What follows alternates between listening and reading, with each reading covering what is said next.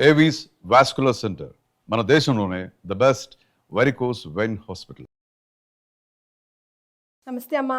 నమస్తే నాన్న. సెప్టెంబర్ 21 కేతుగ్రస్త సూర్యగ్రహణం, మరోవైపు పితృపక్షాలు, మహాలయ అమావాస్య ఒకటి, మొన్ననే రాహుగ్రస్త చంద్రగ్రహణం ఇక్కడ సంపూర్ణంగా ఏర్పడిపోయింది. మళ్ళీ ఇప్పుడు ఇక్కడ ఇండియాలో లేకపోయినా కూడా పార్ట్స్ ఆఫ్ వరల్డ్ లో డెఫినెట్ గా కనిపిస్తుంది అంటున్నారు.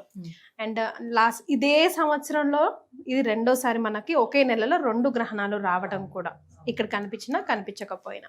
సో దీని అంతా మనం ఎలా చూసుకోవాలంటారు? Different parts of the world లో ఉన్న మన హిందూ ధర్మాన్ని పాటించే వాళ్ళ కోసం ఈ గ్రహణం సందర్భంగా మనం ఏం చెప్పాలి? మీరు అన్నట్టు మనకి ఈ నెలలో 2 గ్రహణాలు వచ్చాయి. ఒకటి రాహుగ్రస్త చంద్రగ్రహణము, ఇప్పుడు కేతుగ్రస్త సూర్యగ్రహణము. భారతదేశంలో కనిపించినప్పటికీ కూడా ఆ పాక్షికంగా కనిపించినా కానీ మనం పరిహారాలు చేసుకోవాలి. ఆచార నియమాలు అక్కర్లేదు కానీ పరిహారాలు అయితే చేసుకోవాలి. మొత్తం అన్ని రాశుల వాళ్ళు పరిహారాలు చేసుకోవాలి. సూర్యుడికి ఎక్కువగా ఆరాధన చేసుకోవాలి. సూర్యుడితో పాటు కేతువు కూడా, మనం చంద్రుడితో పాటు రాహువుని ఎలాగైతే ఆరాధన చేశాము, దానాలు ఇచ్చాము, రాహువుకి సంబంధించి ఇచ్చాము, చంద్రుడికి సంబంధించి ఇచ్చాము. మన వీడియోస్ కి నిజంగా చాలా రెస్పాన్స్ వచ్చిందమ్మా. చాలా మంది చాలా గుళ్ళల్లో నేను వెళ్ళినప్పుడు కూడా చాలా మంది చూసి చెప్తున్నారు, మీరు చెప్పారు కదా అందుకే వచ్చాము, ఇట్లా దాన ధర్మాలు చేస్తున్నాము. కానీ అది ఎప్పటికైనా మంచిదే కదా. చాలా మంచిది అది.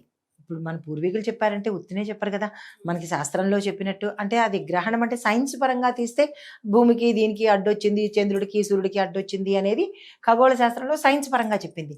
కానీ మనకి ఆస్ట్రాలజీ పరంగా, తర్వాత మన పురాణాల పరంగా చెప్పింది ఏంటంటే రాహు కేతువులు ఇద్దరు ఛాయాగ్రహాలు, సూర్యుడిని చంద్రుడిని, మనకు ఆ కథ ఉంది కదా ఎలాగా, ఆ కథ ప్రకారము మోహిని అమ్మవారు అమృతం పంచుతున్నప్పుడు వీళ్ళు వెళ్ళి చెప్పటము, విష్ణుమూర్తి శిరచ్ఛేదం చేయడము, ఆ 2 ఛాయాగ్రహాలు కాబట్టి తలవిడిగా మొండం విడిగా అయ్యింది. వాళ్ళకి ఆ అమృతం తాగిన ఒక గుక్క కిందకి దిగడం వల్ల ఈయన కేతు అయ్యాడు, ఆయన రాహు అయ్యాడు, తల ప్రకారంగా తోక ప్రకారంగా.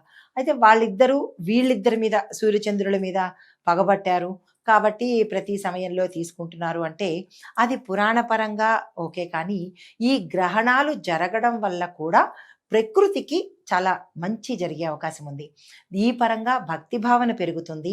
గ్రహాల సంయోగం వల్ల కొన్ని యోగాలు కూడా పట్టే అవకాశం ఉంటుంది. ఈ గ్రహాలు ఎప్పుడు మనకి ప్రజలకి కానీ ప్రకృతికి కానీ మంచే చేస్తాయి తప్ప చెడైతే చేసే అవకాశం లేదు. అంటే జరగబోయే మంచి చెడుకే సూచికగా గ్రహణాలు వస్తాయి కానీ మనం ఏమో రివర్స్ అనుకుంటూ ఉంటాం. ఎగ్జాక్ట్లీ. మనకి ఇండికేషన్ ఇస్తుంది, మంచి చేయడానికే అవుతుంది కానీ ఈ సమయంలో చెయ్యకూడదు అని అంటారు. నిజంగా కూడా ఆ సమయంలో ఎందుకు చెయ్యకూడదు, ఏ పనులు చేయకూడదు, ఏ పనులు చేస్తే మంచిది అంటే కనుక ఒక్కొక్క గ్రహానికి ఒక్కొక్క విశిష్టత ఉంది, ఒక్కొక్క ఫలితం ఉంది. ఇప్పుడు ఈ 2 మోస్ట్ పవర్ఫుల్, రాహుకేతు, సూర్యుడు, చంద్రుడు, ఈ 4 పవర్ఫుల్ ప్లానెట్స్ కదా. ఈ పవర్ఫుల్ ప్లానెట్స్ సంయోగం చేసినప్పుడు లేదా అంటే ఆ గ్రహణాల సమయంలో ప్రకృతిలో కానీ యూనివర్స్లో కానీ మనకి కొంత పవర్ అనేది మనిషికి వస్తుంది. ఆ పవర్ని దేనికి యూటిలైజ్ చేసుకోవాలి? మంచికి యూటిలైజ్ చేసుకుంటే మనలో శక్తి పెరుగుతుంది. అదే చెడుకి యూటిలైజ్ చేస్తే వాళ్ళు డెమన్ అవుతారు, అంటే చెడు మనిషి అవుతారు, రాక్షసుల్లాగా వింత. ఇప్పుడు అందరూ రాక్షసులుగా ప్రవర్తించే తీరు ఎందువల్ల వస్తుందంటే ఈ గ్రహణాల సమయంలో వాళ్ళు చేసే విపరీత చేష్టల వల్ల. ఏది చేస్తే అదే కదా మనకు వచ్చేది. ఈ గ్రహణాలు మనకి ఇండికేషన్ అన్నమాట, ఈ సమయంలో ఇది చెయ్యండి, ఇది చెయ్యొద్దు అని.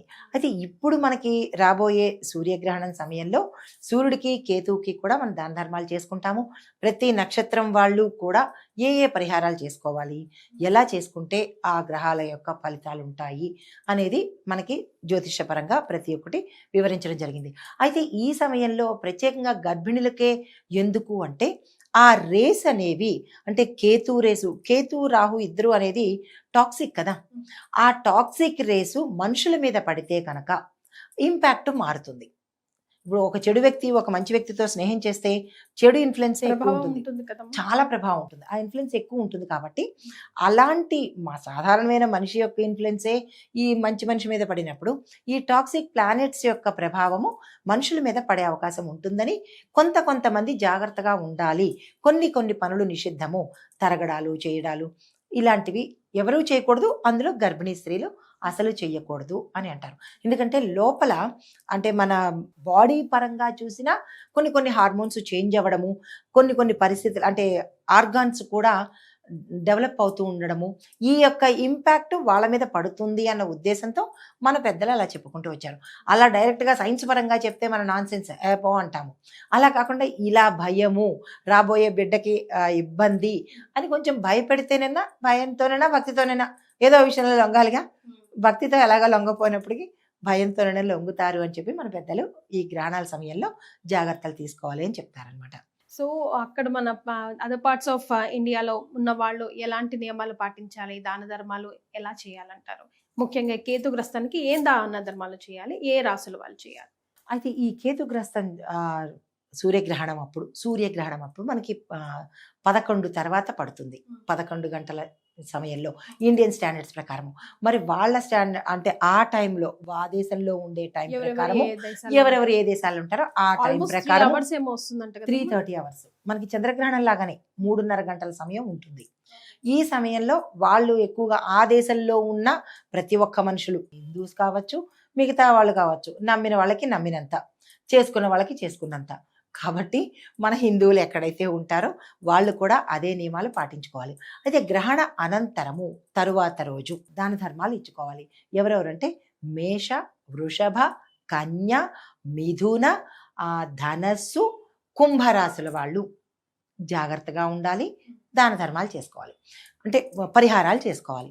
మిగతా రాశుల వాళ్ళకి మిశ్రమ ఫలితాలు ఉన్నాయి. ఈ రాశుల వాళ్ళకి కొంచెం ఇబ్బందికరమైనవి ఉన్నాయన్నమాట. అంటే అన్ని రాశులకి ఒకే రకమైన ఫలితాలు ఉండవు. వాళ్ళ వాళ్ళ గ్రహాల స్థానాలని బట్టి ఈ రాహు, కేతు, చంద్రుడు, సూర్యుడు, ఇప్పుడు మనకి పట్టేది కేతు, సూర్యుడు కాబట్టి లగ్నం నుంచి ఆయా రాశుల వాళ్ళకి, ఉదాహరణకి మేషరాశి వారికి లగ్నం నుంచి రవి ఎక్కడున్నాడు, కేతు ఎక్కడున్నాడు, వాళ్ళు ఏ దృష్టిని చూస్తున్నారు, ఏ హౌస్ని చూస్తున్నారు, అంటే ఏ స్థానాన్ని చూస్తున్నారు.